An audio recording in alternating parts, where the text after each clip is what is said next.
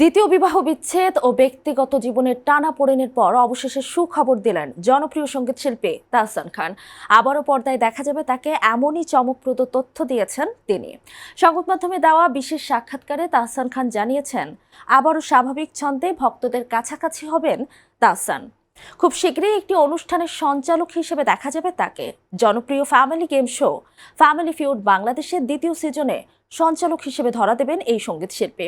প্রথম সিজনেও সাবলীল উপস্থাপনা দিয়ে দর্শকদের মন জয় করেছিলেন।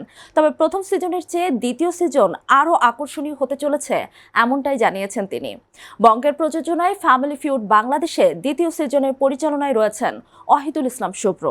সহযোগী হিসেবে যুক্ত হয়েছেন দেশের স্বনামধন্য বিভিন্ন প্রতিষ্ঠান, যা শোয়ের আয়োজনকে দিয়েছে আরও জাঁকজমক মাত্রা। আগামী 19 জানুয়ারি থেকে প্রতি সোমবার রাত 9:30টায় প্রচার করা হবে ফ্যামিলি ফিউড বাংলাদেশের দ্বিতীয় সিজনটি।